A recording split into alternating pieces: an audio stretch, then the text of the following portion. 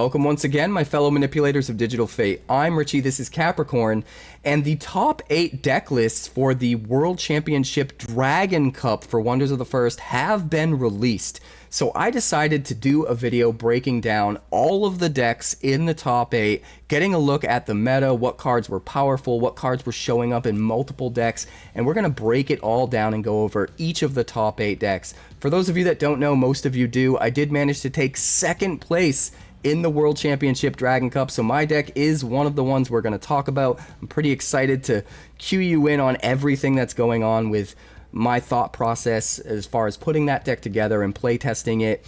There's a lot to go over, so we're going to dive in. Before we do, please like, please subscribe, do all the things. I have a ton of videos on the way. I have my finals match against the first place deck that beat me in the finals. That's coming. You're going to get to watch the entire game. I've also got a full deck breakdown of the deck that I used in the Dragon Cup World Championship, which I do think, I'm still convinced, is the best deck in the meta right now. And I have a ton of other content on the way. In fact, SCGCon Atlanta is happening this weekend at the time of recording this, and the 2026 competitive play season for Wonders of the First is about to kick off. Team First Formed and myself will be in attendance, so are you going to come to SCGCon Atlanta, hang out, play the game? Let me know in the comments. I hope to see you there, but let's dive in. Alright, so first up we've got the 8th place deck piloted by none other than 𝐻𝐵𝐺𝐻, and this deck seems to just be a smattering of a bunch of really good cards that have proven themselves time and time again. So first of all, we have 3 copies of Moonfire Crystal Mouse, which is really good for accelerating to the things you need to play quicker and giving you the actual energy you need to play them as quickly as possible. But in addition to the Moonfire Crystal Mouse, he's also running Staff of the Eldritch Tribesman, which is a really good card for comboing with the mouse. Because not only does it give Equipped Wonder +2 power, but whenever that Equipped Wonder dies, you return it from the Abyss to target realm at end of round. So you can sacrifice the Moonfire Crystal Mouse every single round to draw 2 more cards, get 2 more energy. It keeps coming back, you put it back into the same realm, re-equip the Staff of the Eldritch Tribesman to it, and just rinse and repeat. Keep doing it over and over every single round, which is a really good strategy. But in addition to the Staff of the Eldritch Tribesman, he's also running Noctarum the Lost, which also combos with the Staff. On arrival, banish up to 3 target cards in the Abyss, and then you can sacrifice free the Noctarum the Lost to put a card from banishment into its owner's hand. So just like the Moonfire Crystal Mouse, if you have this attached to the Staff, every time you sacrifice it, you're going to get to bring it back at end of round, re-trigger its on arrival ability, get to banish 3 more things, and then every single round set yourself up to be able to sacrifice this to get any one of those things back. Not to mention the fact that you can keep banishing your opponent's stuff, so if you're up against a Reanimator deck or any kind of deck that's trying to pull things out of the Abyss, you can just keep getting rid of the cards in their Abyss, which is really powerful. In addition, we've also got a lot of the lands that you'll see pretty much show up in every single top 8 deck. The really powerful lands, stuff like Market of Lost Wonders, which can give you double actions or potentially ramp you some energy. And then of course Indra's Citadel as well, which on Harvest will give you double actions as long as you play it in a realm that's even numbered. In addition, Ethereal Grove. These are the 3 best lands in the game by far. Ethereal Grove can copy either your Indra's Citadel or Market to give you potentially double actions as well, but it can also copy an opponent's land if you're missing a certain color you need for cores or for cost reductions, and your opponent happens to be playing that color. You can jam the Ethereal Grove and copy it from your opponent. So it's another one of those cards that sometimes acts like the first. It can glue a deck together and occasionally give you the colors that you're missing so you can play cards that you might not otherwise be able to play. He's also rocking Seer's Gaze, and this is a card that we saw a lot of back when the set first launched back in March. Seer's Gaze was everywhere, but the DBS value of Seer's Gaze is up above 40 now, so we're not seeing it show up in as many decks. That being said, Seer's Gaze is a really powerful draw engine, probably the best pound for pound card draw spell in the entire game right now. The only catch is that you need to have a bunch of untapped lands in play in order to use this. And lately, it seems like the meta's shifting in a way where if you leave all of your lands untapped, your opponent can kind of catch you with your pants down and play something that gets rid of all of that value in one fell swoop. So it tends to be a little bit riskier now that people have caught on to how good Seer's Gaze is. That being said, I almost feel like the meta kind of comes in cycles, because if nobody's using Seer's Gaze because everyone's caught on to how good it can be and done things to stop Seer's Gaze, well, now maybe nobody's using Seer's Gaze, so people aren't using those cards that stop Seer's Gaze as much, and allows someone like 𝐻𝐵L to slip in with these Seer's Gazes and get insane value. Because if you can just draw a whole new grip of cards with one spell, it can be absolutely insane. In addition to the 3 copies of Seer's Gaze, we also see 3 copies of the Power of 3, which I think is one of the most underrated cards in the game right now. Super powerful. You each draw a card, so you actually get a little bit of card draw yourself, and then you each have to discard a card. But the big upside here is you get to choose which card they discard, and you get to choose which card you discard. So if you're in a deck that wants certain things in the Abyss, you can discard the right card to set yourself up for synergies. But also, regardless of that, you get to look at your opponent's entire hand, take the one big problematic card that's going to hurt your deck the most, and just get rid of it. And not only is it gone, but you also know all of the other cards in their hand. And because this game is one action, back and forth, and trying to get out in front of everything your opponent's trying to do, multiple actions ahead of time, being able to see their entire hand and know exactly what they have the opportunities to pull off in the next few actions is incredibly powerful. So I think Power of 3 is actually going to see a lot more play moving forward, and 𝐻𝐵L was really smart to include all 3 copies in this deck. In addition, he's got the Betrayer of Ironskin Clan, which I think is another card that people are finally starting to realize just how good this one is. Whenever any player harvests, you may gain 1 energy. It works when you harvest your own lands, it works when your opponent harvests their lands, and most importantly, it works when you harvest a wonder. There are some elves that Betrayer has access to that can harvest to give you an action the way a land would, and that will actually still trigger the Betrayer and give you energy, which can be utterly absurd. But as another optional way of building up your energy and getting something powerful out earlier than it should get out, the Betrayer is a really, really good option. We also see he's running 2 copies of Gorash the Dreadful, which is a really, really powerful card, but it's also really expensive. Sometimes it's hard to get this out. That being said, if you can drop it, if you do have the energy to drop it, it will usually hit the board and make a huge change. The fact that you get to choose whether you destroy one of their wonders or bring back one of your own wonders gives it a lot of versatility. And don't forget about the fact that you also get an 8 power wonder on the board at the same time, which can absolutely just swing an entire game if it's played just right. And you can use stuff like the mouse and the mouse staff combo and the Betrayer of Ironskin Clan to get you all of that extra energy you need to play something like Gorash a little bit earlier, or maybe the same round you would normally play it a little bit later in the game, but have energy left over to do even more things, which is really, really, really important. But another card that 𝐻𝐵L's chosen to include here that goes really well with the Gorash is Reforged Summoning Platform. And this is something that will let him get a Gorash out of his Abyss and straight into play, which can be insanely powerful, especially since we've already seen cards that 𝐻𝐵L's using that can put things in his Abyss whenever he wants to, stuff like that Power of 3. So having access to a Reforged Summoning Platform so that later in the game you can get back your biggest value card, maybe your Gorash, and just completely turn the tide of the game is super powerful. I think this deck did so well because it's just really, really good at understanding which cards have high potential to change the game with a single card hitting the board, and it just really focuses on getting as much value as possible out of every single card in the deck. No surprise that this came in 8th. But next up, we've got the 7th place deck, which was piloted by Jordan. This deck's called the Null Tapper, and this deck's really interesting. First of all, he's focusing on nulling everything and tapping things down. So he's running both copies of Sirius Aetherblade. I think Sirius Aetherblade is probably the most important card in the game right now. The single most played card, if I was to bet. I haven't actually done the math yet, although I will do the math at some point later.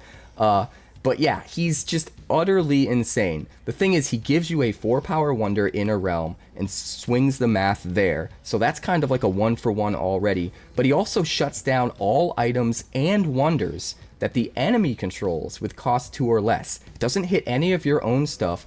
And not only can it hit anything that costs 2 or less that's an item or a wonder, which would already be really powerful coupled with the fact that he adds 4 power to the board himself, but the fact that it shuts down everything is what makes Sirius so important. You don't have to choose between this 2 cost or that 2 cost. Everything that costs 2 or less is just nullified. And I think when we first started playing this game back in March, it was really easy to sort of underestimate how strong Nullify was, because it doesn't actually get rid of a wonder. You know, you still have the power to deal with. And so at first it seemed like Nullify was sort of like a watered down version of removal, and cards that actually get rid of a wonder forever would be better. But the more that we've played this game, the more everyone has realized just how powerful nullification can be, especially because it gets rid of the most problematic parts of a card while also typically getting you more value than a similar card would that actually gets rid of a wonder. So nullification, hugely powerful. Sirius Aetherblade is the most powerful card, I think, in the game right now, just purely because of how many different problems it answers and the fact that you don't have to choose between them. It just answers all of them at the same time. Jordan's also running 2 Ongle Pods, which is going to tax your opponent, make them have to pay 3 more energy in order to cast spells, which can be really powerful. It's especially good early game at stalling your opponent, making it so they can't cast stuff round 2 or 3 that they want to. They have to wait until like round 4 or 5 to cast the spells they want to, and it really just puts them super far behind. In addition to the Onglepod, Feline Entity of Dreams as well, which is a whopping 6 power, which helps establish a board, but more importantly, whenever an opponent's spell or effect would target a wonder you control, you nullify it unless you spend 2 energy. So if you get Onglepod and Feline Entity out, your opponent would have to spend 5 extra energy to use a removal spell that's a spell that's targeting one of your own wonders, because he would have to fulfill both criteria of the Onglepod and the Feline, which can just be nuts. So many cards in Jordan's deck take advantage of just taxing the opponent's energy so that they can't do as much, and more importantly, so that they have to wait until a later round to do the thing that they want to do earlier. And by them, they're probably behind on tempo, and Jordan can just keep the lead. Very smart deck building here. He's also running Starhorn Capra, which is another interesting inclusion that a lot of people have overlooked until recently. Starhorn Capra allows you to tap free and remove all counters from target player's cards in target realm. And that does a couple of really interesting things. First of all, a really important card in the meta right now is Luminous Scarab. And Luminous Scarab allows you to nullify your opponent's lands by putting null counters on them. If you use a Starhorn Capra, you can remove all of those null counters from all the lands that are in one realm. Sometimes if you know you've got a Starhorn Capra ready to go, you might want to pile up all of your lands in the same realm, bait out your opponent's attacks if they're using Luminous Scarab, and once they've all got null counters, drop your Starhorn Capra, use it to get rid of all the null counters, and they wasted all of those attacks nulling your lands. It could be a really interesting swerve. Another really good thing that Starhorn Capra is used for is Waranoko. If your opponent drops a Waranoko and puts 3 growth counters on 3 of their lands, turning them into huge wonders, that's a huge board swing. A lot of times that swings the math in 4 realms at the same time, and it's really hard to catch up. It's one of the most powerful cards in the game right now. In fact, Jordan's running one.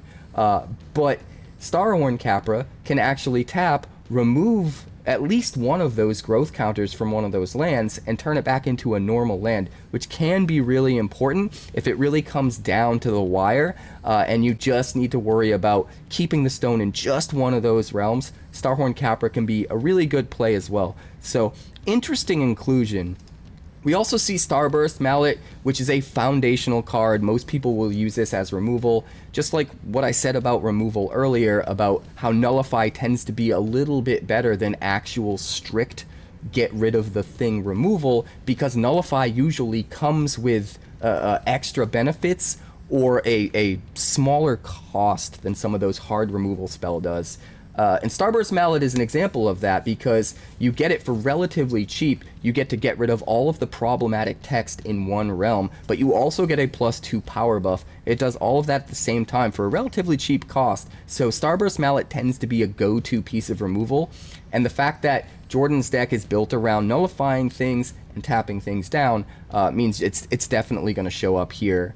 He's also running Galactic Sovereign Throne as another way to nullify cards when it's untapped. On-arrival abilities are nullified, or more importantly, any enemies that have on-arrival abilities are nullified, which is even better, because if an enemy has an on-arrival ability and another relevant line of text that's not an on-arrival ability, when you play it, it has the on-arrival ability, so the entire enemy card becomes nullified, even the part of the card that isn't the on-arrival ability, which is really, really important to remember. So Galactic Sovereign Throne can shut down some really interesting stuff, and then if you need to, you can also tap free it, and while it's tapped, instead of nullifying things with on-arrival abilities, it's going to nullify enemies with tap abilities instead, which is really, really good for taking away your opponent's cores if they're running a lot of elves, which are the Patria wonders that can all tap like lands to be harvested, and they all give links, Patria links, like lands.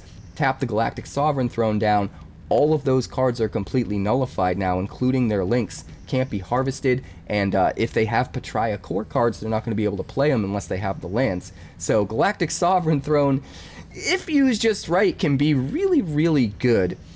We've also got Cosmic Cataclysm, and Jordan's just running one copy, but as an end game, something that you build to that can absolutely take over the game, it is a really, really good card. You're going to see this show up in more decks later on.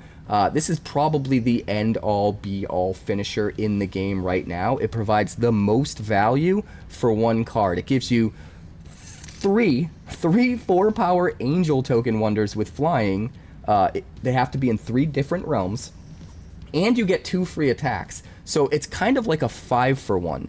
And it's one of those cards where if your opponent's ahead on actions and they have an action advantage and they can just do more in the end game than you, this can catch you up and sometimes go over their head because it's just a 5-for-1. Getting 2 free attacks, 2 actions worth of attacks, as well as 3 actions worth of flying 4-power angels can be absolutely nuts. Like Orinoco, it swings the math in multiple realms at the same time and just gives your opponent a huge, huge headache. And if that's not enough, sometimes you can go way overboard and also use Divine Conduit, which if you need to can be used on some of your other spells if you're in a pinch, but the end-all be-all is using this, and it's attuned boundless, so you don't even have to use an action to play it, but using this to copy the Cosmic Cataclysm to get another one and then go way over your opponent's head with value can be absolutely insane, and Jordan is running one of each so that he has the potential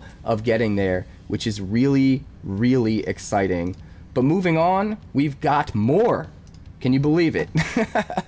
6th place is none other than Sneaky Joe, running Romalax's Mythic Knights. This deck is crazy. This is the one deck I was the most afraid of running into in this tournament, and a lot of the last minute sort of deck modifications and testing sort of was me trying to find answers to a lot of what this deck is trying to do. Now, first and foremost, this deck uses 3 copies of Moonfire Crystal Mouse to draw cards, get energy, get to the things it wants to do quicker, but it's also using Staff of the Eldritch Tribesman, just like 𝐴𝐵𝐿𝐽's 8th place deck. But this one is super deep on the concept, running all 3 Staff of the Eldritch Tribesmen. So the idea is you're equipping the mouse, you're sacking them for value, you're drawing cards, you're getting energy, it's coming back every round, rinse and repeat. You're also doing that with Noctarum the Lost. And Sneaky's got 2 copies of Noctarum here. You could start doing the same thing. What gets crazy about this sort of archetype is once you get another mouse or another Noctarum, they all start piling up. As long as you play them all to the same realm, you start to be able to exponentially increase what you can do. Because as soon as you sacrifice one to get value, your staff can reattach to the other one. And then you sacrifice that to get value, the staff reattaches to the other one. At the end of round, everything you sacrificed all comes back. One of them gets the staff attached again, and every round you can start to just snowball. Not only are you getting a mouse every round, but now you're getting a mouse and a Noctarum every round, and then you're getting 2 mouse and a Noctarum every round. By the time you get to round 7, you have so much value accumulated that it's just utterly insane.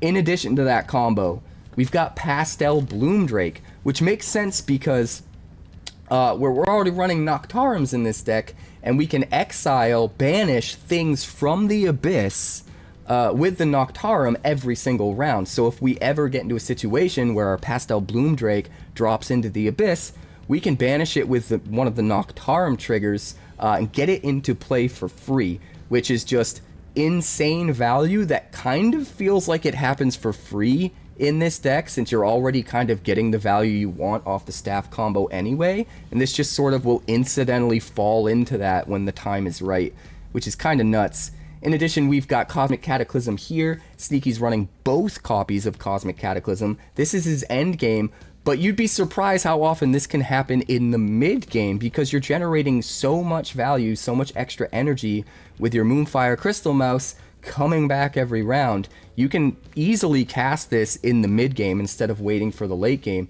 And what's even crazier is if you're comboing the Noctarum with the staff, you can actually get this out of banishment and keep playing it over and over and over again, which gets utterly absurd. If you've ever run into 5 or 6 Cosmic Cataclysms in round 5, 6, or 7, I know I have on TTS Simulator, Tabletop Simulator, and it's not pretty. It is not easy to deal with, and this deck can do that pretty easily. So there's a lot of crazy synergies lined up here. In addition, Sneaky's also running all three Divine Conduits, which is just absolutely absurd. This card is so powerful when lined up with Cosmic Cataclysm, and obviously there's some other options in the deck that you could actually copy with the Divine Conduit. What's great about this card is that it's so versatile. If you're in a pinch, you can use it as a second removal spell or a second card draw spell or whatever the case may be, but your ultimate endgame goal is to get your engine going, get that energy you need, Cosmic Cataclysm, Divine Conduit for another Cosmic Cataclysm, bring them both back with Noctarums, rinse and repeat, and it gets absolutely insane. Next card here is Lord Archiel Zetuma, which is a really interesting addition because you're making a bunch of angel tokens with Cosmic Cataclysm, so if you drop your Lord Archiel, all of your angels get +2 power. Now they're not a bunch of 4 power angels everywhere, they're a bunch of 6 power angels everywhere. And normally that would already be kind of powerful with Cosmic Cataclysm, but it gets even more powerful because this deck's just able to keep recasting Cosmic Cataclysm over and over and over. So the value you get out of this buff to your angels just spirals out of control, which is just kind of wild. We've also got Knievel Wayfarer as another angel that can get that buff, but more importantly, when it's equipped, its ability to move before attacking, as well as its normal flying ability that lets it move after attacking, gets turned on. Therefore, if you drop a Knievel Wayfarer in a realm with a staff, you can pick up the staff, and now the Knievel Wayfarer can start to fly it around and drop it into a different realm. So if you need to move the staff somewhere else, where maybe you've got a little mousey waiting to just be equipped to it, one that otherwise wouldn't be able to keep coming back, you can bring the staff there with the Knievel Wayfarer, and there's a bunch of other interesting equipments in this deck that the Knievel Wayfarer can use as well, but the fact that it's an angel, the fact that it can pick up the staff, all really, really interesting synergies. We've also got 𝐷𝐼𝐫𝐾 Star Wielder, the namesake of the deck. And this card's really interesting because on arrival, you create a 2-power Knight token wonder in this realm, and knights you control get +2 and get, when this dies, banish target enemy in this realm, which is really, really powerful if you have a good way of making a bunch of knights. And what's great about this card and the way that tokens work in Wonders of the First is you can make angels that are knights using the Aether Unleashed token. These are angels that are also cleric knights. So when you use your Cosmic Cataclysm to make your 3-4 power angels in 3 different realms, you can make Aether Unleashed as the tokens that you create. And not only are they angels, but they're also knights. They are picking up the buff from 𝐷𝐼𝐫𝐾 Star Wielder, and they're able to turn on that ability that when they die, they get to banish an enemy in the same realm.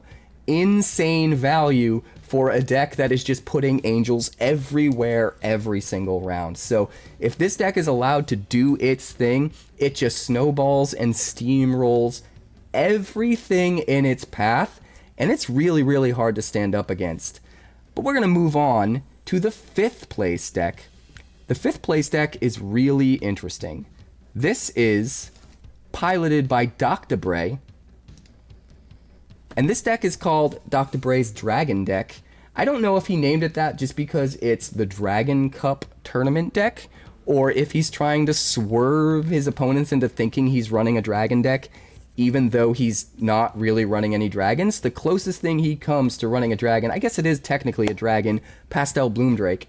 Now, he absolutely utilizes all of the synergies with the Pastel Bloomdrake. So 7 cost, 7 power. If it would be banished, put it into target realm instead, and it has flying. So it's already got protection from banishment, which is good enough. But because of that ability, anything that would be able to self-banish your own stuff, you can sometimes use to get the Pastel Bloomdrake into play for free, such as Old Man Rocket Ricker. This is one of the lowest, most powerful, lowest DBS value, most powerful combos in the game right now.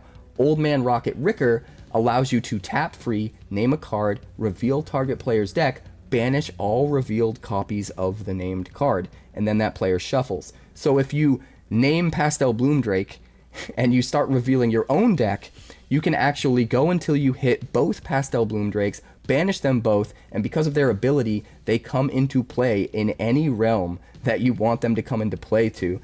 Absolutely insanely powerful.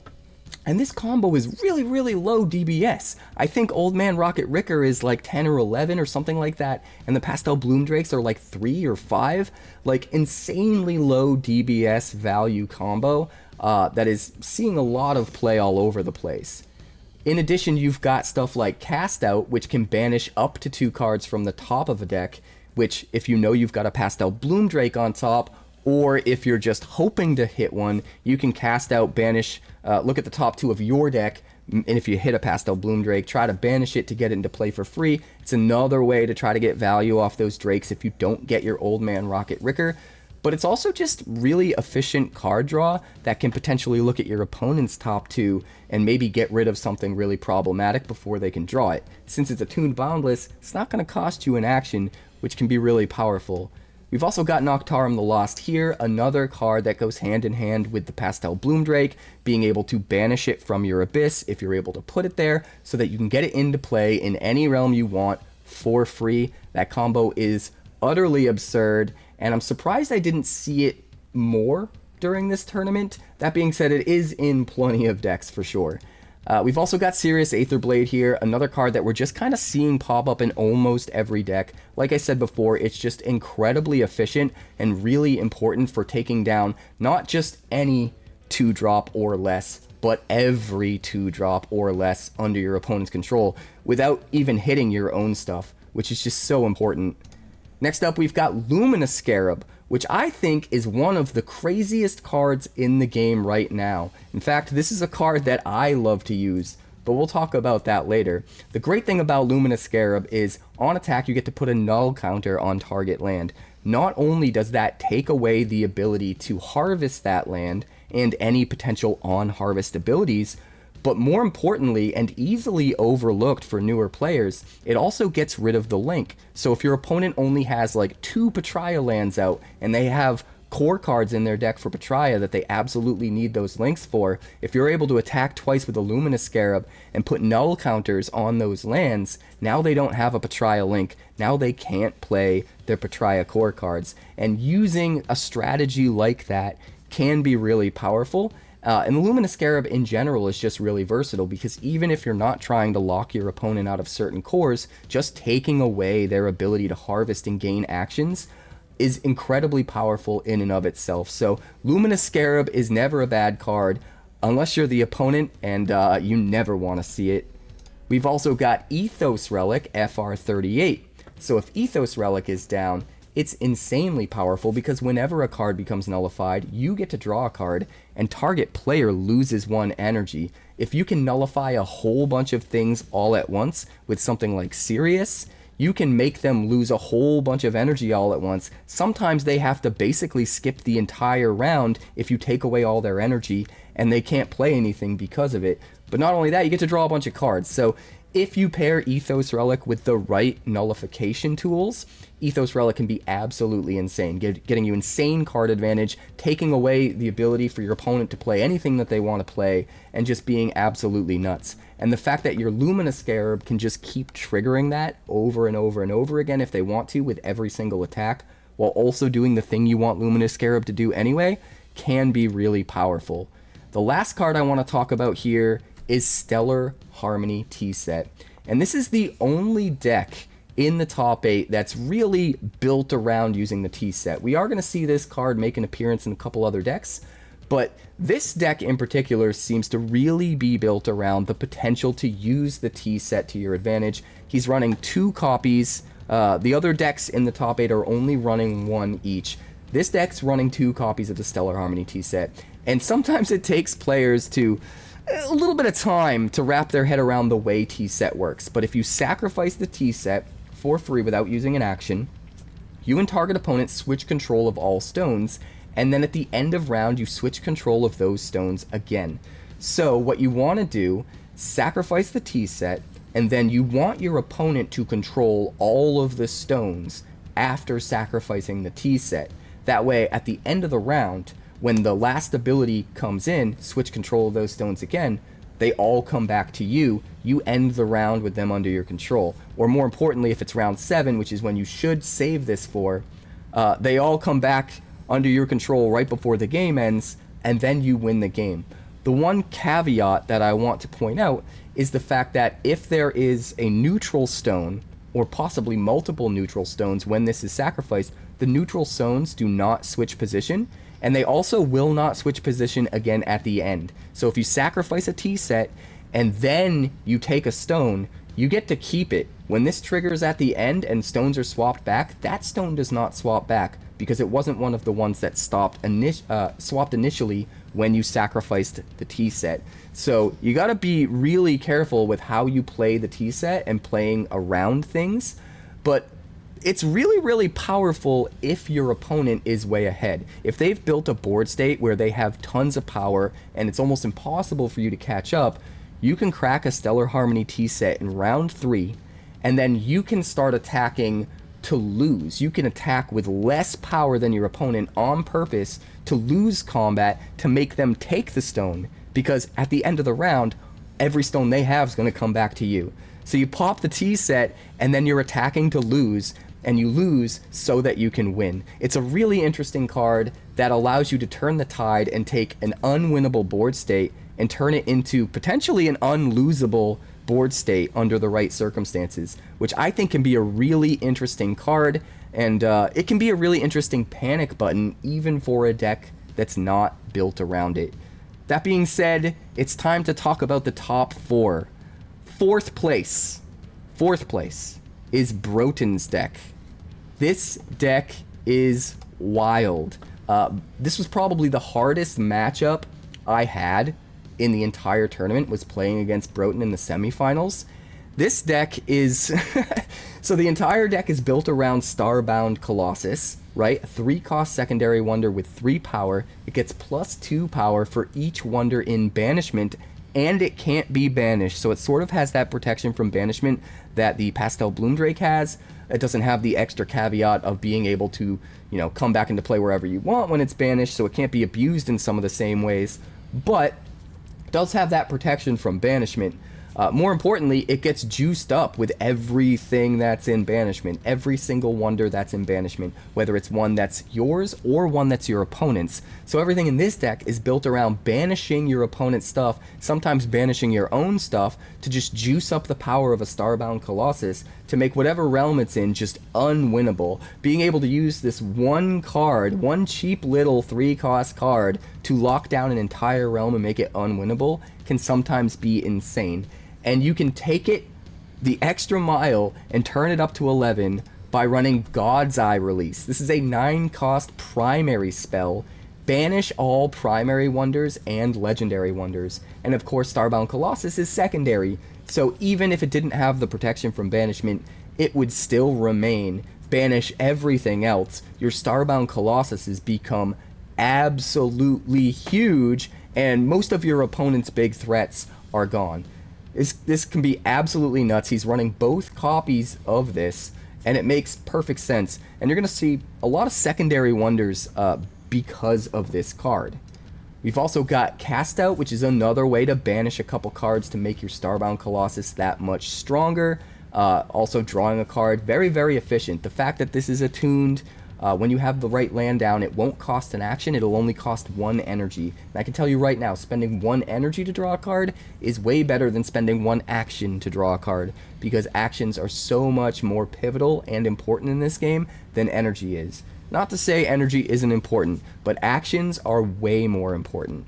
And this card's going to get you the value you need. It's going to allow you to look at the top cards of your deck so that you can get closer to the things you need and potentially get some more useless stuff out of the way, or hit your opponent's stuff. Either way, you're going to put stuff in banishment, and you're going to be able to grow your Starbound Colossus because of it.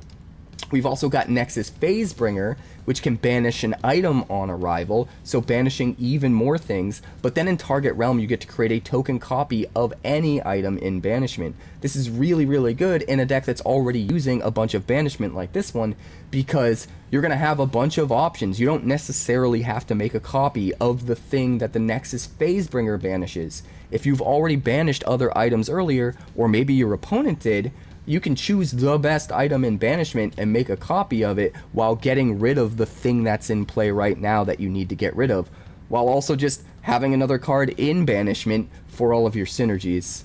In addition, we've got Noctarum the Lost, even more banishment, banishing 3 cards from the Abyss when you play it, or rather when it arrives. And also you can sacrifice free to get a card out of banishment back to your hand. Since you're banishing so many things, it's going to be that much more versatile. You're going to have that many more options of stuff you could potentially snag back at some point later in the game if you're desperate and you need something out of banishment. And that leads us to Pastel Bloomdrake, because of course if you're running all of the banishment stuff, you're absolutely going to run the Bloomdrake and the combo that goes with the Bloomdrake. So this thing can just come into play and run roughshod all over your opponents while you've got Starbound Colossus locking down important key realms. Just so much overlapping synergy, it gets really, really crazy. In addition, we've got Quadratusk Aetherphant here, 3 copies, and this is just another really efficient card. You can play it early, you can get a tempo lead on your opponent, and you can just do what you need to do to get ahead so that your banishment synergies can keep you ahead. Next up, we've got Feline Entity of Dreams, another really good boundless card that's going to tax your opponent, put a bunch of power into play, and just sort of just leverage making your opponent's life so much harder for them while you're doing all the stuff you want to be doing. We also see 2 copies of Fungalith Colossus here, which is another really interesting one. 12 power, super expensive card, 8 cost. On arrival, put up to 4 -1 counters on target wonders, so it gives you a little bit of a removal option there. More importantly, on battle, you banish target card in the Abyss, and if you do, you gain 4 energy. This is really interesting and plays into a bunch of synergies in the deck, because not only is it going to give you the energy you need to play out some of your more expensive stuff, it's going to put more stuff into banishment to boost up your Colossus and to potentially put a Drake into play for free, but it's also going to put more stuff into banishment. If you have a Noctarum in play and you need a specific thing that's not in banishment yet, you can attack with the Fungolith Colossus, banish the thing that you need to banish, and then sacrifice your Noctarum to get it back. So there's a lot of versatility in how the Fungolith Colossus can be used. The only real downside to it is how expensive it is, but at the same time, it gets you back the energy that you pay into it. So even if you can just barely get to enough energy to play this guy, you're not going to be out of energy to play more things later on, because you can then subsequently attack, get 4 more energy back to play more stuff. So in that way, he kind of feels like a 4-cost card instead of an 8-cost card, and I think a lot of players overlook that aspect of this. So even though it's going to take you a little bit longer to finally drop this, you're going to get the value that you would out of a 4-cost thing rather than an 8-cost thing, which can be really, really crazy if you line it up just right. I think most players kind of underestimate this card, and it sort of slipped under the radar of how it can feel that way, feel like a 4-cost card. And I expect this card to get a little bit more love and a little bit more respect after this tournament. But next up, we've got Sirius Aetherblade, just another deck utilizing Sirius because the card is just too good, shutting down not only, like I said before, not only any 2-drop your opponent has, but all of them. You don't even have to choose. Just, I can't say enough how good this card is. It's probably the most important card in the format right now because it just stops so many problems that you need to have answers to stop, and you don't have to worry about making hard decisions about, do I run the answer that stops this or do I run the answer that stops that? Just run the Sirius and it stops all of them. Move on with your life. It's so crazy good. I expect this guy to go up even higher in DBS, to be completely honest, because it's just in everything. Next up, we've also got Path of Light. What's interesting about Path of Light is it nullifies all items and lands for 1 whole round, including ones that arrive later in the round. So you can't just wait until they Path of Light and then play something afterwards to avoid the nullification. And this card can get really crazy if you save it for round 7. If your opponent's trying to save up a bunch of lands to harvest and you Path of Light before they have the chance to, well, now they never get those actions, which can be really crazy. But it gets even crazier if you manage to drop Ethos Relic FR38. We've already talked about this card and how when cards become nullified while it's out, you get to draw a card and your opponent will lose an energy.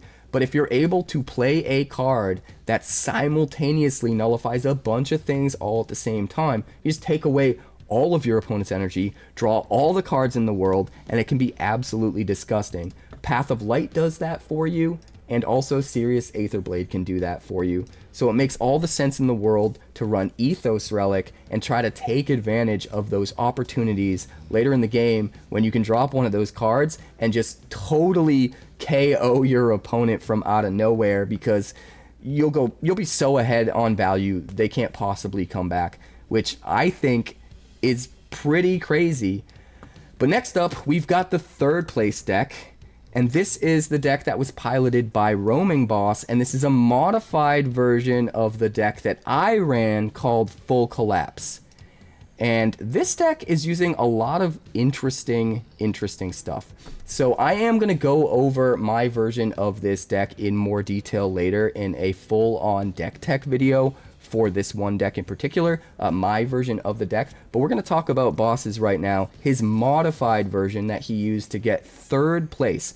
For those of you that don't know, Roaming Boss is a part of Team First Formed. He's one of my teammates, and he got 3rd place in the Dragon Cup. So this is his 3rd place deck. Like I said, we built this together. We carefully min-maxed it and carefully fine-tuned it. And his version is a little bit different than my version, and we'll go over those differences in a little bit. But first and foremost, we are running Luminous Scarab. 5 copies of Luminous Scarab. This is absolutely bonkers. Now, the thing about Luminous Scarab is this deck in particular consistently gets it out super early. Round 3, sometimes even round 2, we can get a Luminous Scarab out, and Boss has done this many times, and the ways that you can do that are with cards like Moonfire Crystal Mouse, We run 3 copies of that. We've also got a Phoenix Quill in here. And we've also got a Market of Lost Wonders, which if you harvest it after you have Kingdom 3 in an even round, you'll gain 2 energy. So if it's round 2 and you harvest the Market, you can get 2 energy. If you took the stone in round 1 and started with 3 energy, that's the 5 energy you need to drop a Luminous Scarab on round 2. If you can get Luminous Scarab out early, it just takes over the entire game. Your opponent only has 2 or 3 lands out, and you just start swinging in with all of your value. You harvest your lands to get extra actions so that you can swing in more, and you just attack with all of your actions, null out all of their lands, and take out all of their cores. Even if your opponent manages to kind of stop that or shut it down, you're still 1-for-1 getting rid of a potential action that your opponent could generate by nullifying their land before they're able to harvest it. The other thing that's really good about Luminous Scarab is even if you don't necessarily attack and nullify their lands, sometimes you can sort of get a similar result without even having to put in the effort. You drop a Luminous Scarab, your opponent sees it, freaks out, thinks all their lands are going to get nullified and they're going to lose all their actions. So their very next thing that they do is they harvest all their lands. So in a way, you're forcing them to use up all of their actions early game, all of those extra actions from lands early when those actions are less valuable and you can do less with them, so that they don't have any of them saved up for the late game. So even if you drop a Luminous Scarab and your opponent just harvests all their lands, it still kind of halfway did the job it was supposed to do. It made you use up all of your extra actions early instead of saving them for later when they really, really matter, which can sometimes be just as powerful as actually attacking a bunch and nullifying everything. In addition to the Luminous Scarab and the cards we use to get the Luminous Scarab out early, we're running stuff like Kshatr's Leaf Tracker. The rest of this deck is built around taking away your opponent's actions or your opponent's action potential, the things that could potentially give them actions like their lands. Luminous Scarab already does that, and we build on top of that with things like Kshatr. Kshatr comes down, taps or untaps an item or land, and then can be harvested herself to get an action. And we have a bunch of cards in here that get us extra action potential, because the more actions we can generate, the more actions we have to funnel into our Scarab so that it can attack more, so that it can null even more lands. So part of what makes this deck really cook is being able to generate a bunch of extra actions with stuff like Kshatrr. But more importantly, when we play Kshatrr, we can tap down our opponent's land, take away their action potential, sometimes even taking away 2 actions by tapping down like an Indra's Citadel or a Market of Lost Wonders or Ethereal Grove or something like that. That being said, if we need to, we can also use this to untap our own thing, and it's versatile in that it can be used to tap or untap an item instead, if you really, really want to. Most of the time, the extra actions you're getting out of lands are so important that you're going to use this to either tap or untap a land, but sometimes it can be really, really important to use it on an item. Like if your opponent has a Galactic Sovereign thrown down, you play the Kshatrr and tap it to make sure that your on arrival ability can work. Maybe like a Nexus that you play that can now banish the Galactic Sovereign throne. So the fact that this card is just pound for pound, like 3-for-1 value, that can sometimes be more than 3-for-1 value, that can also pivot and deal with items sometimes, and can give you a Patria link in case your opponent's playing Luminous Scarab and nulls out all your Patria lands so that you can still play your Patria core cards. There's just so much incidental value tacked on top of Kshatrr,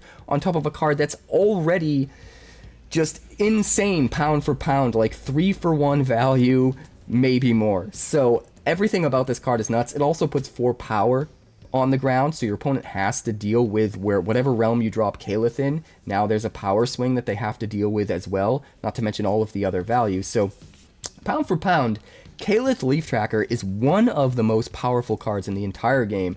Its DBS is way too low, and I am 100% positive the next time we get a DBS update, Kshatrr is going up. But I think both Kshatrr and Sirius Aetherblade are probably the 2 most important cards in the entire meta right now, and we've seen both of those cards in so many decks already, and we're not done yet. In addition to the Kshatrr Leaf Tracker, we've also got Crimson Marauder here, which is another card that can take away our opponent's action potential.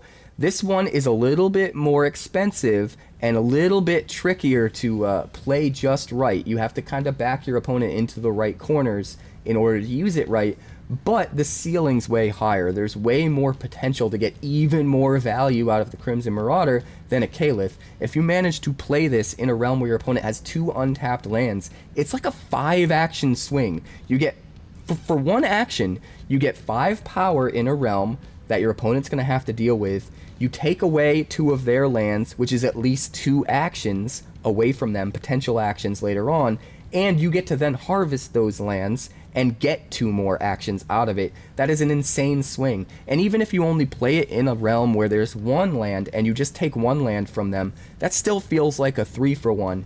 So this is like at least a 3-for-1, and at its least, it's not quite as good as 𝐄𝐻. 𝐄𝐻 has a better floor. 𝐄𝐻 can do a lot more in the worst case scenario, but this card can do a lot more with a higher ceiling, best case scenario. If your opponent's not careful and they play 3 lands in the same realm and they haven't harvested any of them, you can totally catch them with their pants down and do like a 7-action swing with 1 Crimson Marauder, and that's not even counting all of the extra on-harvest abilities. I think this is another card that's really, really good and underutilized, and it kind of makes sense it's seeing less play than 𝐄𝐻 because it costs so much more at 6 energy, but I really think this card is super good, and I have a feeling 𝐄𝐻's DBS is going to go way up, and when it does, this is the card I'm going to look to first for maybe filling some of those holes. Next up, we've also got Galen Mosspaw, another thing that can shut down your opponent's action potential. Not only that, but it's attuned, so it doesn't use an action yourself, saving you more actions to funnel into your Lumina Scarab, while also making it so all of their lands in that realm can't be harvested. So it's kind of like a Crimson, it's kind of like a Crimson Marauder a little bit, but it's a little bit cheaper and kind of gives you a different sort of value, which is really, really nice. We've also got giant Hydro Jellies, because not only are we taking away their potential actions from their land, but then we're taking advantage of the fact that they're not going to have extra actions by making their life even more difficult, taking away their actual actions they start the round with. Drop a giant Hydro Jelly, not only do you get 5 power in a realm that they now have to contest, but they lose an action. And the best way to play this card is to wait until they only have 1 action left, because a lot of this game, especially at the upper tiers of competitive play, it revolves around trying to bait your opponent into spending their resources before you. If your opponent spends their resources before you, and they don't have resources left to do more, now you know all of the information, you know everything they're capable of that round, and you can just do what you need to do without worrying about them, you know, messing up your plans. Giant Hydro Jelly can take advantage of that. If your opponent's saving their big play for their last action, and they're trying to bait you out of your resources, you can kind of turn that against them by, when they get down to that one action left and they've got a bunch of unused energy because they're waiting to make their big play, now you take away that last action, and then they get really, really mad because they need to harvest the land in order to use the energy they were intending to use. But that also sort of gives you another action in a row with them not really doing anything that impacts the board in the meantime, so you can kind of get way ahead on tempo. That's best case scenario for them. Worst case scenario for them, you did such a good job taking away their action potential from their lands that they don't have any lands left to harvest, and then when you take away their last action with the Hydro Jelly, it's basically like them losing an entire round, like not being able to play for the entire round, if they're playing the way most people play at the upper tiers of competitive play and sort of try and bait you out with small things and wait to use the majority of their value until the end of the round. So Hydro Jelly, absolutely nuts.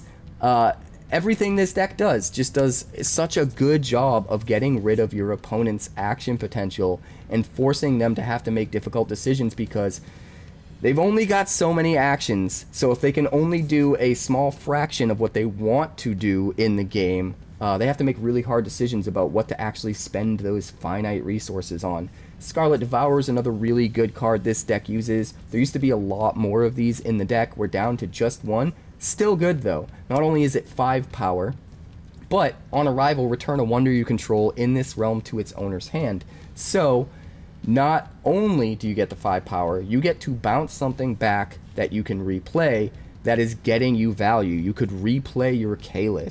right? You could replay your Crimson Marauder. There's so many valuable cards that you can just replay and get even more value out of it. So sometimes Scarlet Devourer's downside, in this deck, most of the time that downside is an upside.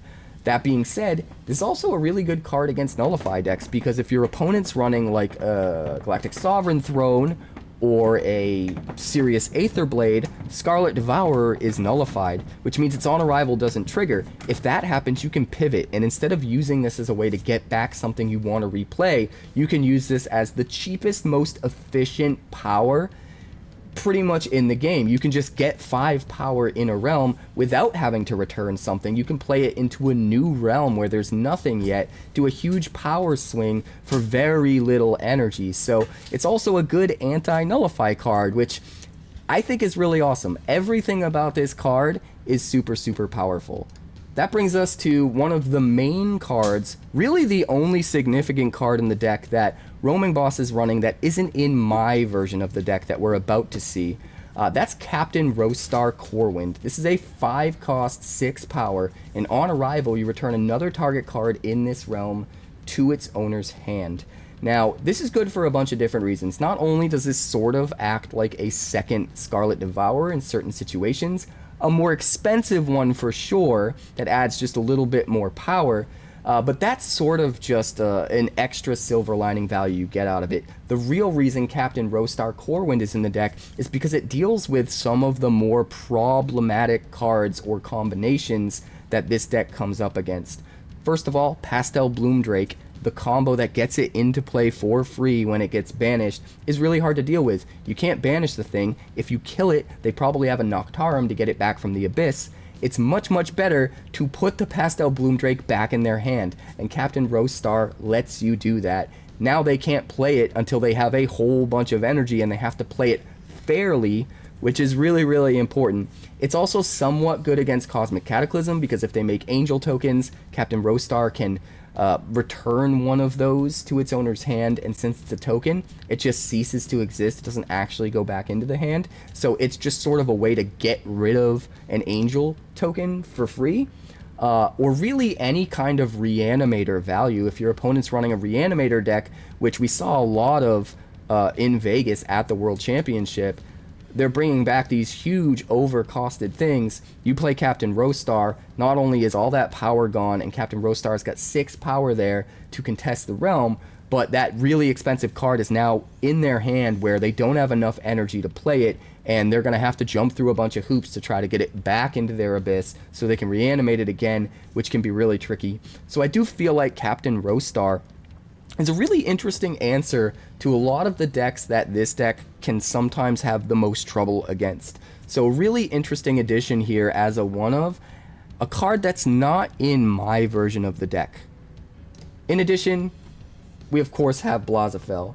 Now what's great about this deck is most people think Blauzafel is plan A. Blauzafel is not plan A. Luminous Scarab on round 2, or maybe round 3, but hopefully round 2, that's plan A.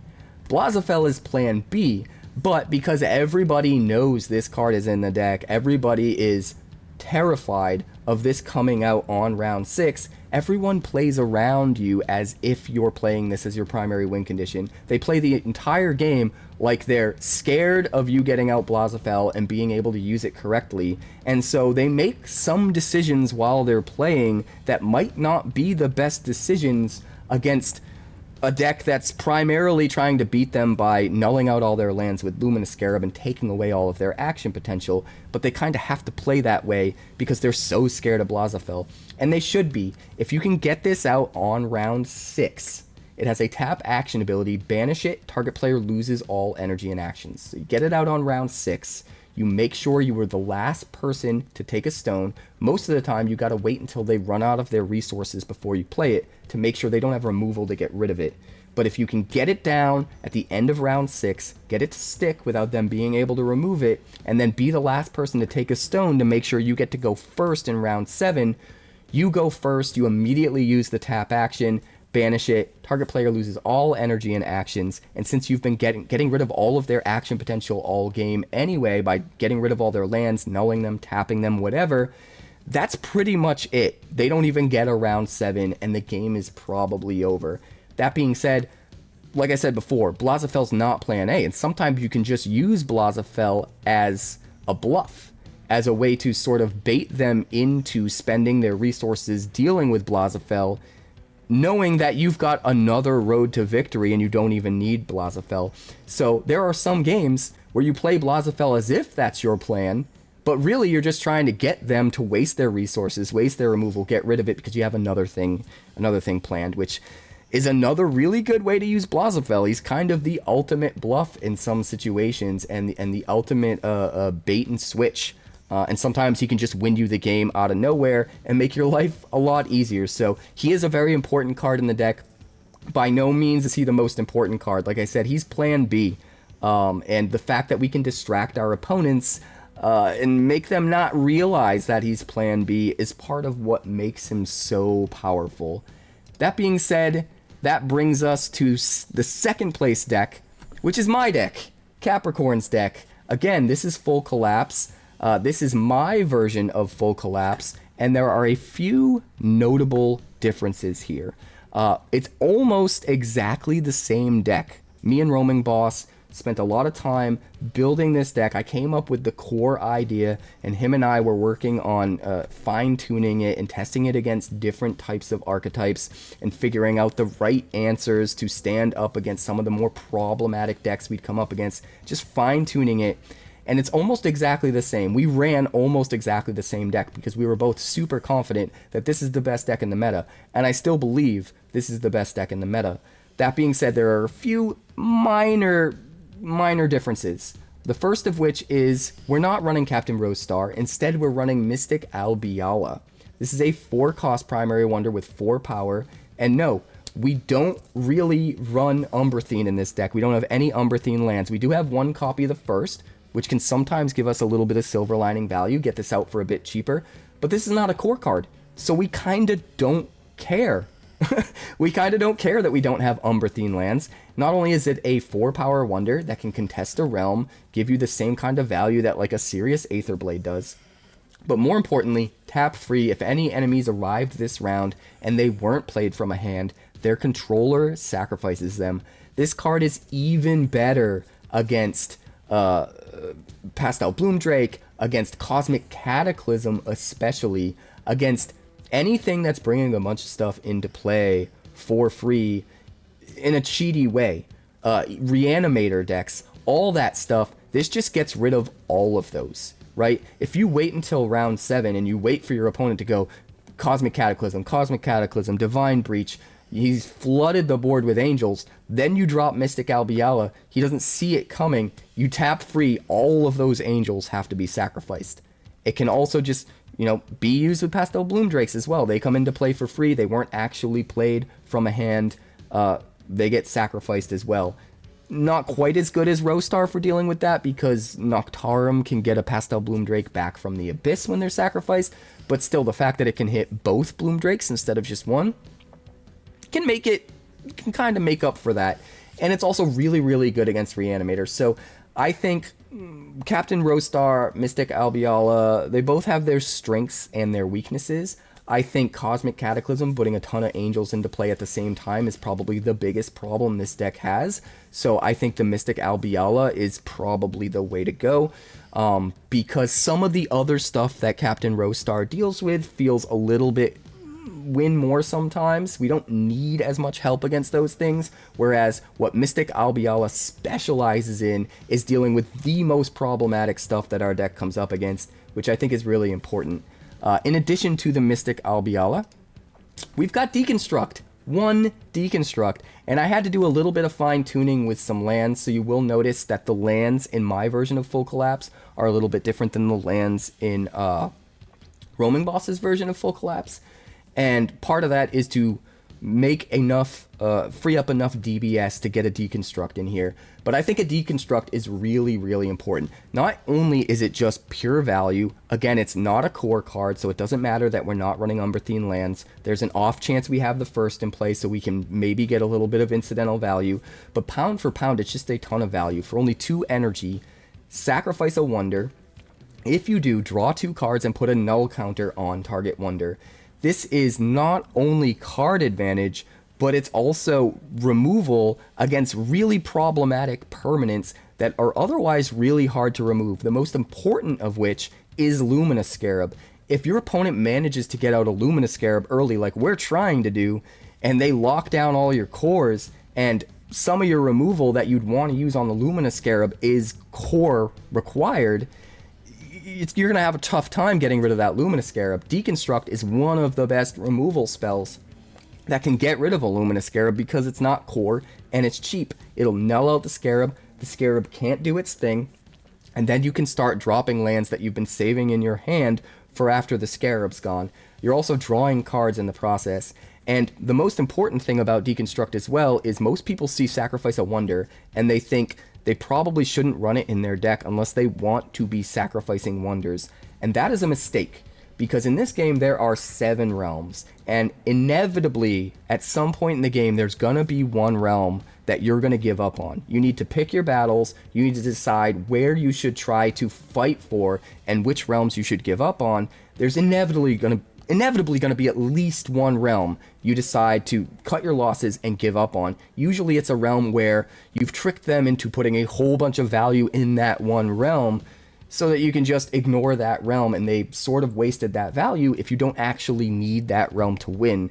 So Deconstruct, you're always going to have something you don't mind sacrificing in a realm that you've already decided to give up on. Even if it's a good card, it's probably a good card that's not really generating any value for you anymore because it's stuck in a realm that you decided to give up on. So I do think a lot of people overlook some of the sacrifice cards and think that they're only good in sacrifice decks, but a card like Deconstruct, you're always going to have something you don't mind losing in a realm that you've given up on, and you can just get crazy value for what feels like not sacrificing anything at all. Drawing more cards, nulling out their big problematic thing. It's not just the Luminous Scarab this can take care of. This can take care of your opponent's serious Aether Blades so that all of your wonders and items that cost 2 or less come back online. It can deal with so many problems. You could even null out a Moonfire Crystal Mouse if you really wanted to. If you think your opponent's right at that point where they have enough energy with the mouse to maybe drop a Blazafell or something like that, and you want to prevent that from happening, you could do that. There's a lot of different ways you can pivot and use Deconstruct, but the most important part of this card is its pure card advantage, and there's no core, so you can deal with problems that you get backed into a corner on, like the Luminous Scarab. And since we are running Deconstruct, the Wind Reaver gets better. This is a card that Roaming Boss is running in his version of Full Collapse, but it's even better, I think, in our version because of the Deconstruct. There are going to be some situations, it's not going to happen often, there's only one Wind Reaver in the deck and one Deconstruct in the deck, but every now and then there will be some silver lining value that lines up just right, where you can steal something with the Wind Reaver in a round earlier than 7, where you're going to have to give it back, get all the value you can get out of it, and then instead of giving it back, just play that Deconstruct and sacrifice the thing that you stole to null out another problematic card and draw stuff. And that is the best feeling in the world if you can pull it off. So I absolutely love the Wind Reaver as a one-of. If your opponent knows it's in your deck, they're scared the entire game, they have to play around it the entire game. It feels a little bit like Blazafell in that way, and I sort of love everything again about it. So anyway, I'm going to go into deeper detail on my version of the deck in a deck tech soon, where I'm going to dive in even deeper than we did here on every single card choice and all of the little synergies and just my thinking behind why I built a deck like this and the strategies and the play lines and everything. So look forward to a deck tech coming soon for my version of Full Collapse, where we go super deep on it. But we're going to move on. That brings us to our final deck of the top 8, the first place finish, and it's called the Faux Glasswing, piloted by Honest AF, Alex Friedrichsen. This is the only deck, the only pilot I wasn't able to defeat at the World Championship for Wonders of the First in the Dragon Cup tournament. And for good reason. This deck is absolutely insane, and Alex is an incredible opponent who absolutely deserved the win. That being said, I did record the entire game. It was like 2.5 hours long, and I'm in the middle of editing it down so we can put it up on the channel, and you guys can watch the entire finals from the Dragon Cup in their entirety. So look forward to that coming soon. But what's interesting about his deck, it kind of reminds me a little bit of 𝐏𝐕𝐈𝐄𝐈's deck, which was the 8th place finish deck.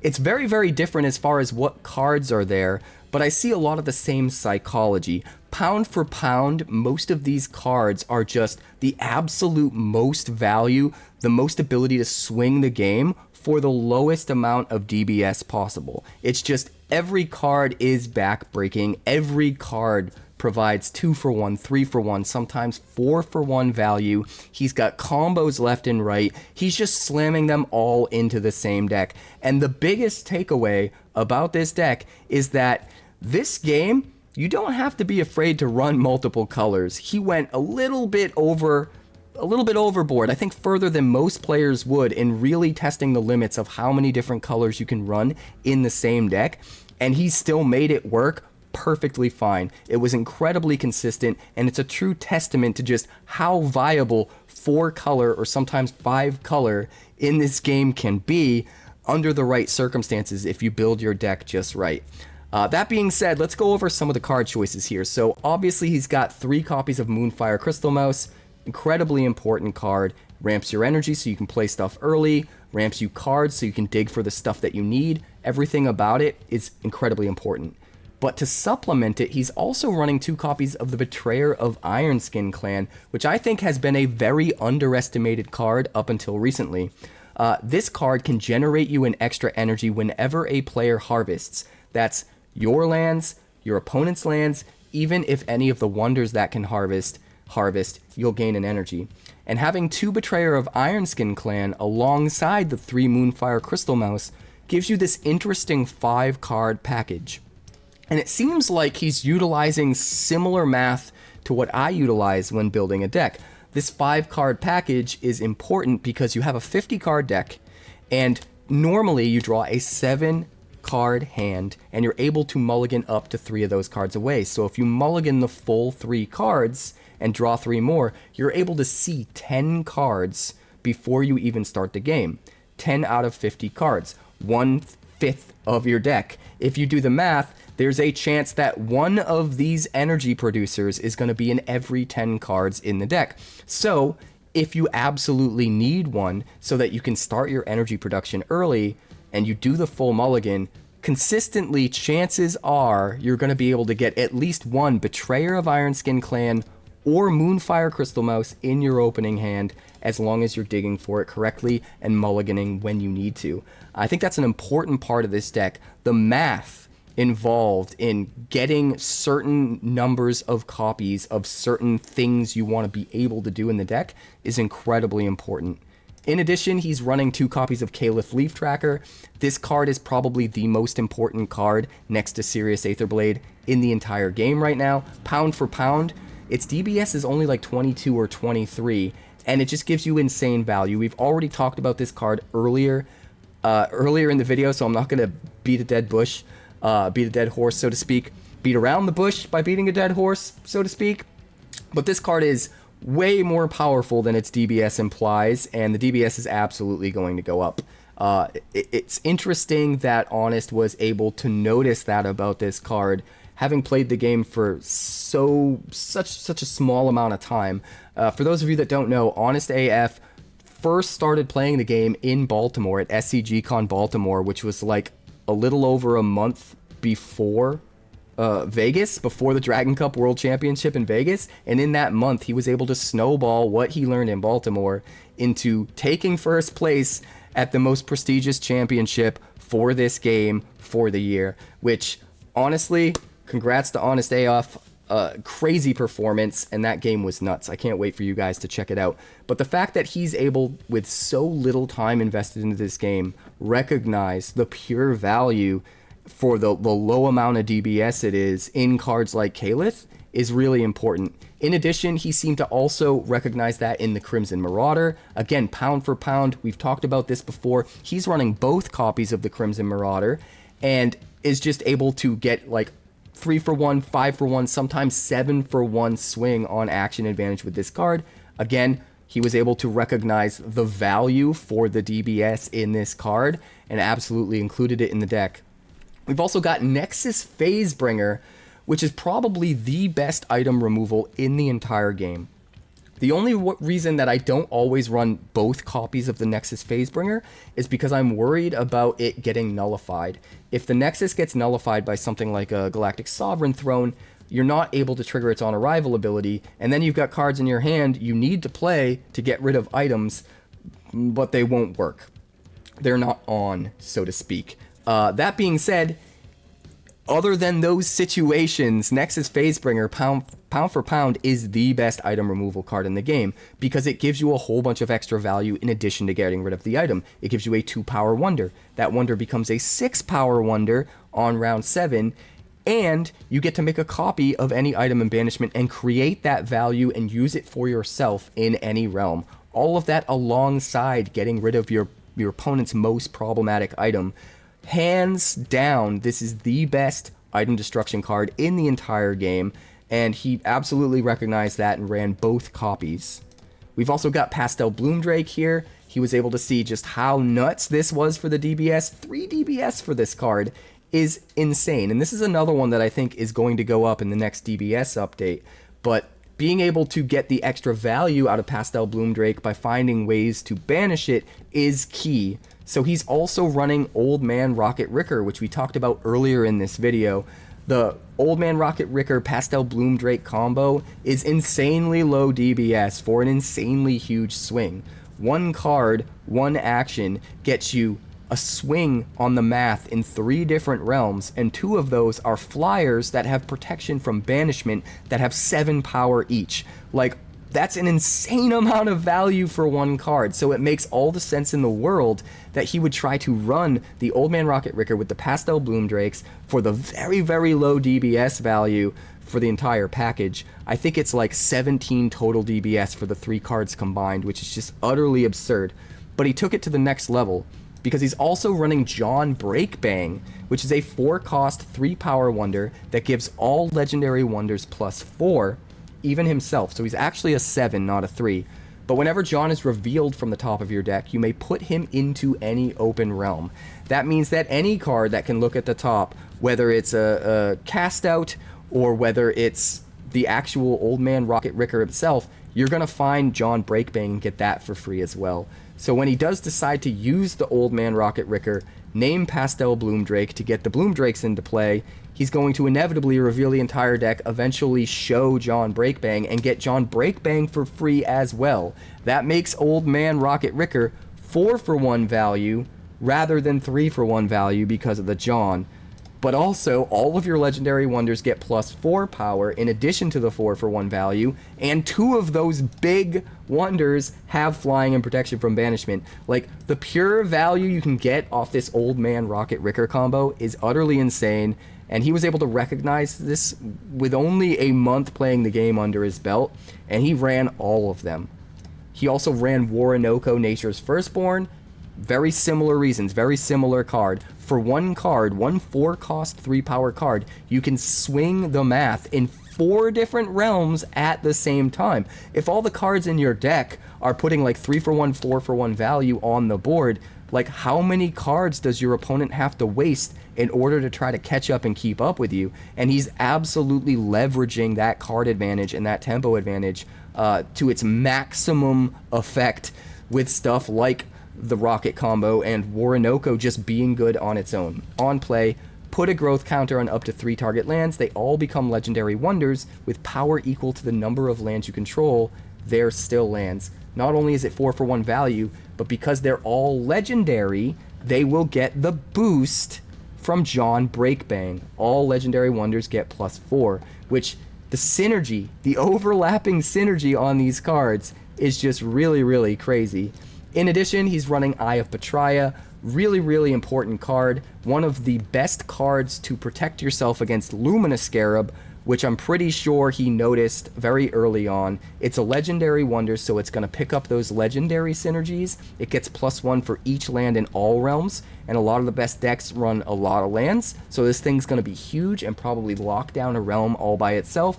But most importantly, your lands can't be targeted by opponents, which means your opponent's Kaeliths can't tap down your stuff. Your opponent's Luminous Scarabs can't null out your stuff. Being able to have that protection while also putting power into a realm on the same card with just one action spent is what makes this card so good. He was able to recognize all that value and included it.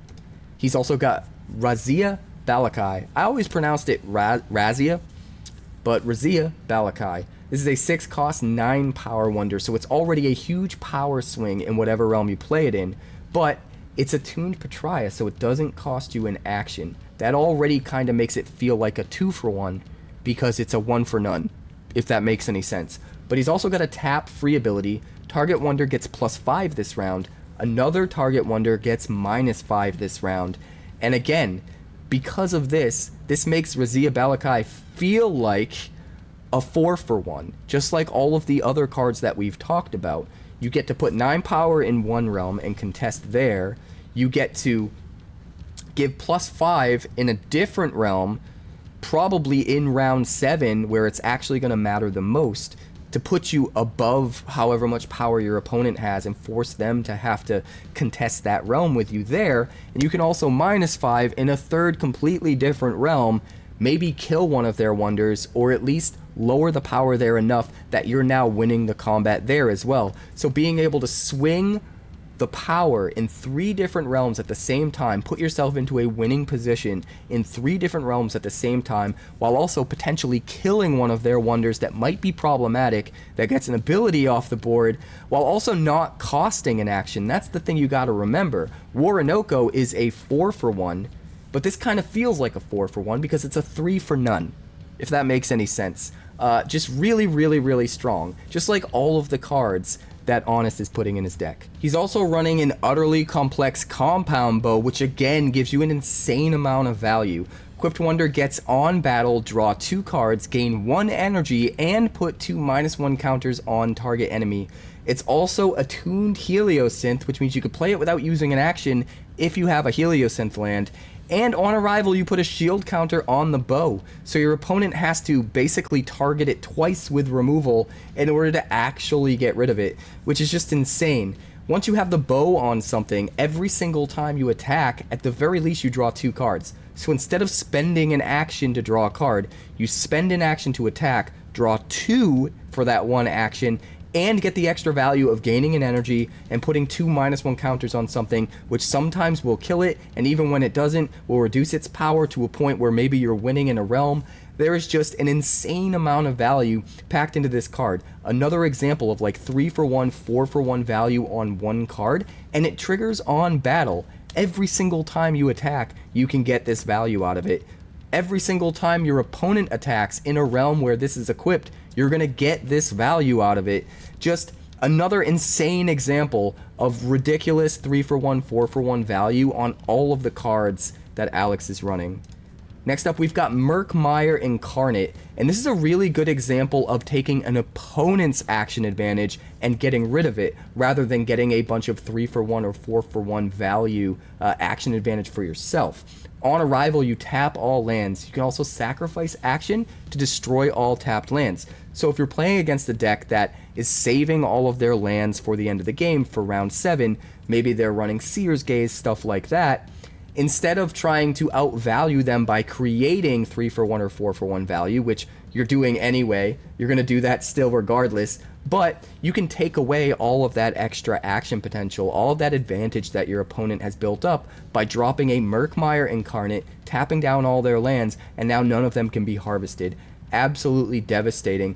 On top of that, if you're in the right situation, you can use the sacrifice action to destroy all those tapped lands, taking away all of your opponent's cores so that they can't play any of their core cards. And as long as you are sort of playing in a way where you see that coming and you save maybe a couple lands in your hand so that you can replay things that give you access to your own cores, your own links, that can be a really good strategy as well. But even if you're just tapping down all your opponent's lands and getting rid of all of their action potential, that can also be 3-for-1, 4-for-1, I don't know, 10-for-1 value in the right circumstance. So really crazy card.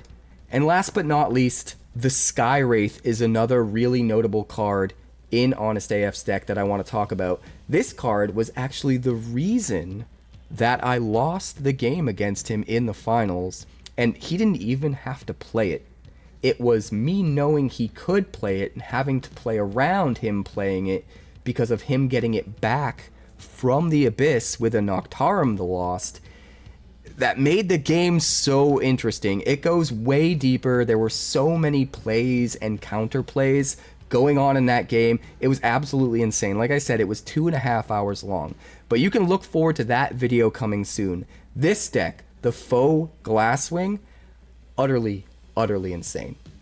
So much value packed into one deck, so many colors just crammed in together, beyond what I think most players would dare to do, and he went there, he did the math, and he made it work. Part of that is simply the fact that the Calyths give you links and can make up for some of the trial links that the deck is lacking as far as in the lands themselves.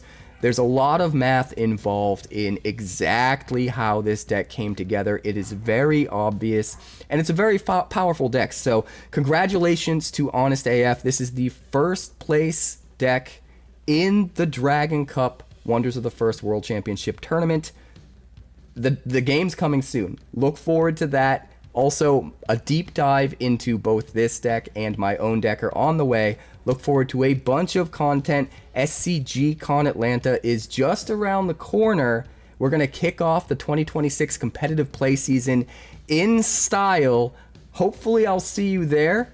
But the meta is looking really crazy. In fact, once I'm done doing the top 8 deck lists for the Stoneseeker Cup, as well as these ones that we did for the Dragon Cup, I'm going to do a deeper analysis of the meta in general and sort of suss out what I think the takeaways are from everything, from what cards people are using, what they aren't using, what the meta is. We're going to deep dive into all of that. So there's a ton of content coming.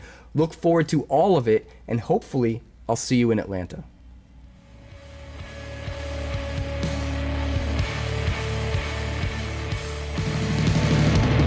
Thanks so much for checking out my channel. I'd like to give a huge shout out to all of my patrons over at Patreon.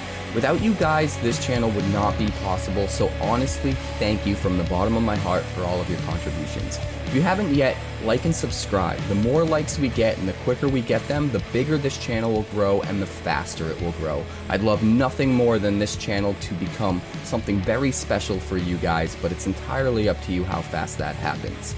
Also, if you'd like more deck text, that's somewhere over there. And if you'd like to see what else the channel's been up to lately, that's somewhere up that way. Also, subscribe, circle below, do all the things.